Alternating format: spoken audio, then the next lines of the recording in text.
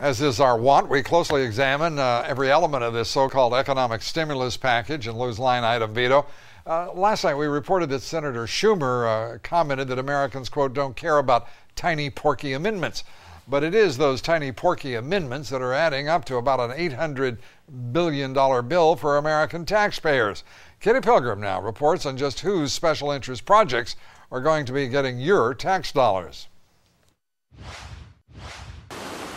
When it comes to pork and the stimulus bill, some on Capitol Hill seem to be counting on ignorance, apathy, or indifference. Let me say this to all of the chattering class that so much focuses on those little, tiny, yes, porky amendments. The American people really don't care.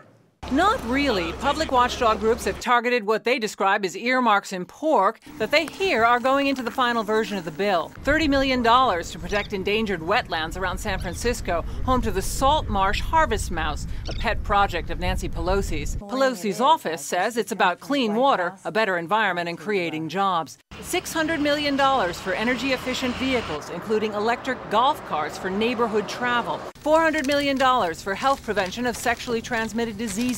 $10 billion to the National Institute of Health, a particular interest of Arlen Specter, who has long campaigned for such funding. Or $2 billion for a rail system Senator Harry Reid has been pushing for. We know that Harry Reid has managed to actually earmark $8 billion for a rail line system that is 4 times higher than what was voted on in the Senate bill on Tuesday. Senator Chuck Schumer referred to the, quote, porky elements of this bill, and we're learning about millions for golf carts, and this morning learning about millions of dollars to protect San Francisco mice. Those kinds of earmarks don't sit well with Michigan, with its double-digit unemployment in the manufacturing sector. When you see how little has been done for the auto industry, how little has been done in other areas of the manufacturing base, and yet you turn around and see money, billions spent on things such as global warming, what you're really going to start seeing is how does someone who's a blue-collar machinist all of a sudden become a meteorologist studying global warming overnight?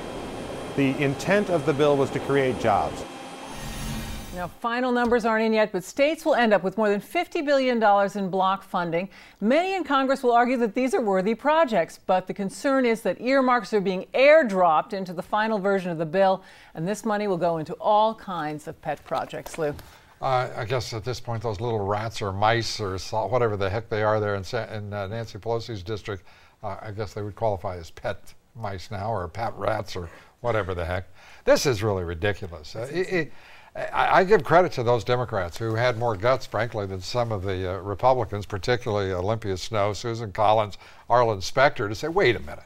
You know, maybe since we've been elected to represent the American people, we actually should read legislation. This could be perhaps a watershed moment. I may be excessively hopeful here, but I'm going to remain so. I think there'll be a lot of reading tomorrow when this thing is... Somebody will be burning the midnight candles or oil or whatever cliche we can work in there. Thanks very much, Kitty.